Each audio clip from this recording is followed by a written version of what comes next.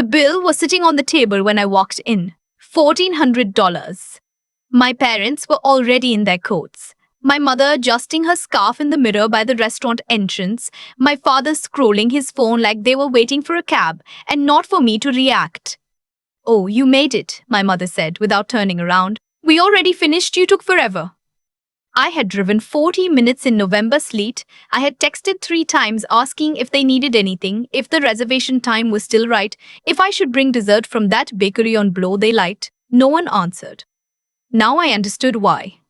My sister laughed from the booth.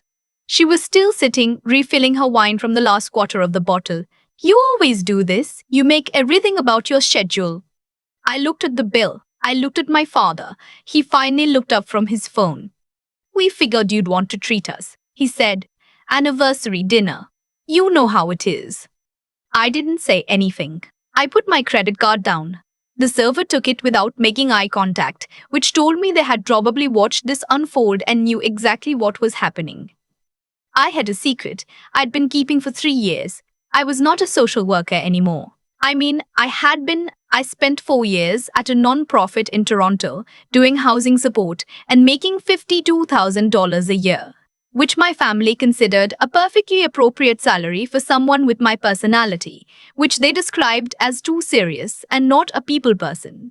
When I was 27, I started doing contract UX consulting on the side.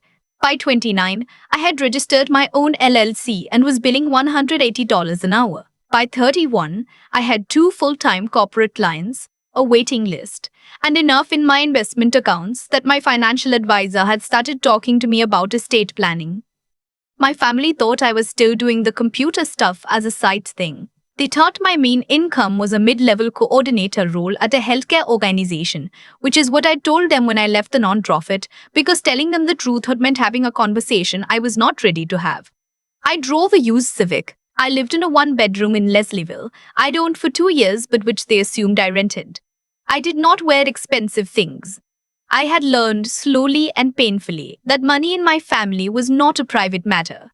It was a resource to be redistributed. The first time it happened, I was 24. My sister needed first and last on an apartment in Scarborough after breaking up with her boyfriend. She asked me. I said yes. She paid me back 8 months later. Only about 2/3 of it. But I let it go. The second time, my parents' car needed work. $3,000. They were going to put it on a line of credit at 18% interest, and I felt sick about it, so I paid it. My father said he'd pay me back when his tax return came. He did not. After that, it was like a door had opened, and I had been the one to open it. I started keeping a spreadsheet in 2021. Not obsessively. I'm not that person. But I wanted to know what I was actually looking at. My sister's moving costs, twice more. My parents' home insurance when they had a bad year. A family trip to Kelowna for my aunt and uncle's anniversary where somehow I ended up covering 3 rooms because my parents forgot their card, which is not a thing that happens when you remember to bring your card to every other part of a vacation. My father's dental work when he refused to get insurance through his employer. My mother's physiotherapy, which their provincial coverage didn't fully impute. By the end of 2022, the spreadsheet said $67,000. I looked at that number for a long time. The thing is, I loved my family. I want to be clear about that. I didn't do any of it because I was afraid of them or because they threatened me. I did it because I was raised to believe that when family needed something and you had it, you gave it. My grandmother used to say that money was just energy and you kept it moving. I believe that. I still half believe it. The problem is that it only counts as keeping it moving if it moves in more than one direction. My sister never asked about my life. She called when she needed something. She sent me a photo of her new sectional to show me what she'd spent money on instead of paying me back. When I mentioned I'd had a tough week, this was when I was managing 2 major product launches simultaneously and hadn't slept properly in 9 days. She said, "Yeah, computer stuff gets stressful," and changed the subject to whether I thought she should get highlights or go back to her natural color. My parents were not malicious people. That's the part that made it harder. They were just people who had always had less than they felt they deserved and who had decided at some point that the gap between what they had and what they wanted was my problem to fill. They loved me in the way that people love a resource, appreciatively, but without much curiosity about the resource's inner life. In January 2023, my mother called me. She said my father had co-signed on a line of credit for my sister. She had started a small business selling handmade things online, which was not going well. And my sister had maxed it out, and now my father's credit was affected and they needed help managing it. She said the amount was $22,000. I sat in my kitchen in Leslieville and I thought about the spreadsheet. I asked how this had happened without anyone telling me. My mother said they didn't want to worry me. I asked why my sister hadn't come to me directly. My mother said my sister was embarrassed. I asked what the plan was. My mother said they were hoping I could help cover the payments while my sister got back on her feet, which was expected to take 4 to 6 months but could be up to a year. I said I'd think about it. I called my financial advisor instead, not to ask for advice on whether to pay it. I had already made a decision, I just didn't know it yet, but because I needed to hear the numbers said out loud by someone who didn't love my family. She pulled up my accounts.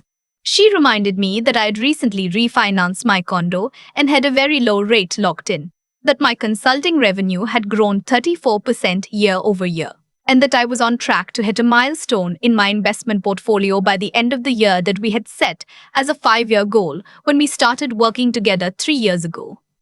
Then she said, "You're giving away a significant amount of money to people who don't know they should be grateful for it. That's your choice to make, but you should make it knowing what it costs." She wasn't being unkind. She was being precise. That was why I paid her. I went home. I opened the spreadsheet. I added a new column, opportunity cost, approximate. Money I'd given my family over 4 years, compounded at a conservative rate of return if I'd invested it instead. The number was not little anymore. I closed the laptop, I made tea, I sat with it. The thing about being good with money and being the kind of person who keeps a spreadsheet in a dedicated folder on their desktop titled Household Misc so no one who borrows your laptop ever accidentally sees it, is that you understand very clearly the difference between a gift and a loan and a pattern. A gift is a decision. A loan is an agreement. A pattern is a system. And I had been part of a system I had not agreed to, that I had in fact built myself, one payment at a time every time I said yes, because it was easier than saying no and explaining why. I didn't pay the $22,000. I called my mother back 3 days later. I told her I couldn't do it. I said I was sorry, but I had my own financial obligations and I wasn't in a position to cover it. She was quiet for a moment, and then she said, "I just thought, with your job, you'd be able to help." I said my job was going well, but I wasn't made of money. She said she understood. She didn't understand. She called twice more that week with variations on the same request. My father texted me a long message about family loyalty that I read in a mall parking lot in Etobicoke and sat with for about 15 minutes before I drove home. My sister sent me a voice note. She was crying. She said she didn't know why I was doing this to her, that she had always been there for me. That family was supposed to show up for each other.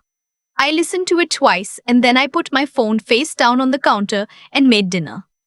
I want to describe that period accurately because I've heard other people talk about setting boundaries with family and they make it sound clean and decisive, like you flip a switch and suddenly you're free.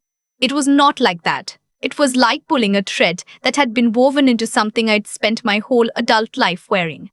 Every time my mother's name came up on my phone, I felt it in my chest. I had dreams about the family trip to Kelowna, the good parts, the afternoon at the winery, my father laughing at something my uncle said, the way my mother looked genuinely relaxed for once. I missed the version of my family that I had always been trying to pay for. That was the part no one talks about. You're not just protecting your money, you're grieving the story you told yourself about why it was worth spending. Spring came, my sister's business formally dissolved. My parents took out a small personal loan to cover the line of credit. which was the appropriate solution that had always been available to them and which they had simply not chosen, while there was a chance I would choose differently. My father's credit took a hit, but recovered. I kept consulting. I hit the portfolio milestone in October, 2 months ahead of schedule. I bought a second property, a small investment condo in Hamilton, without telling anyone in my family. Not out of secrecy, exactly. Out of clarity. I had stopped explaining my financial decisions to people who experienced my financial stability primarily as an opportunity. My mother's birthday was in November. I called her. We talked for 40 minutes. She told me about her book club and the weather in their part of the city and a neighbor dispute that had been going on since summer. She did not ask about my work. She did not ask about my life in any specific way. Halfway through the call, she mentioned casually that she and my father were thinking about a trip to Portugal next spring and that flights were expensive and that it would be so nice if the family could do something together like that. I said it sounded like a lovely trip. She paused. "We thought maybe you could help with the flights," she said. "Just yours and ours. Your sister could cover her own." I felt something settle in me. Not anger, something quieter than that. "I can cover my own flight," I said. "Oh," she said. "Well, we'll figure it out." She changed the subject. We finished the call. I sat for a while after I hung up. I thought about the spreadsheet. I thought about my financial advisor saying you should make it knowing what it costs. I thought about the $14 restaurant bill in November 2 years ago and how I had paid it without saying a word and how silence had a cost too. A different kind, one that didn't show up in any column. I thought about what I actually wanted my life to look like in 10 years. Not what I could afford to give away. What I wanted to build.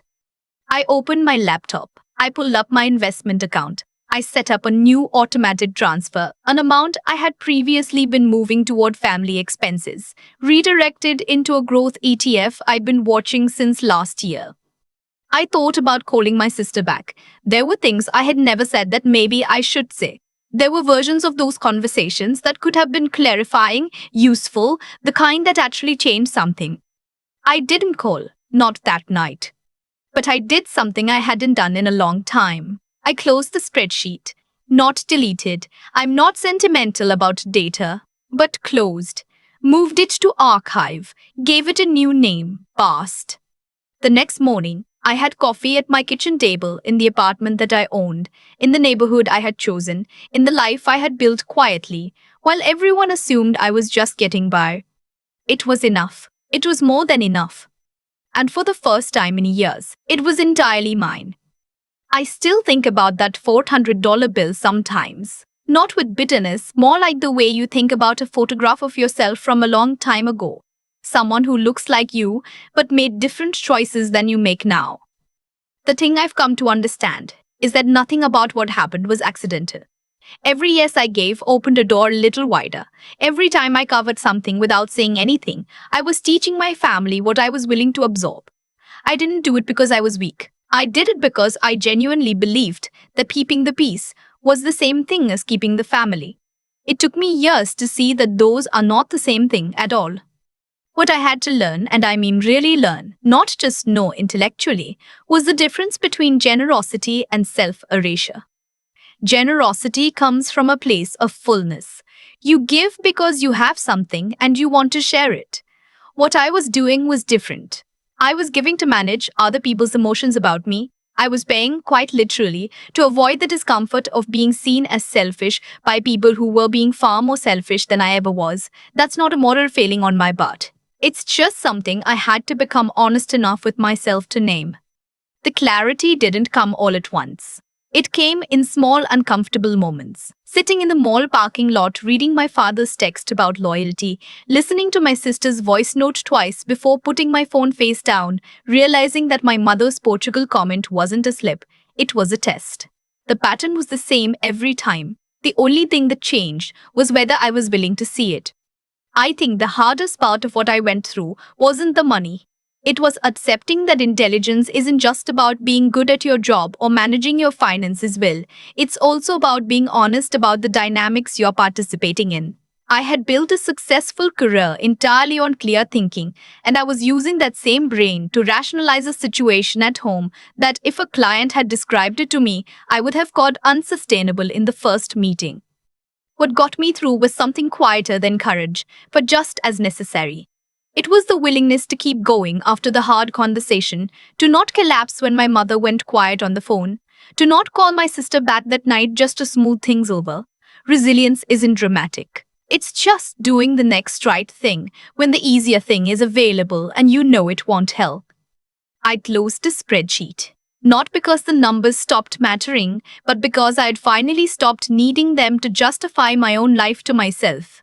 The people who loved me for what I could give them didn't stop wanting things, they just stopped getting them. And I kept building, quietly, in the life I had always been building, the one that was entirely my own.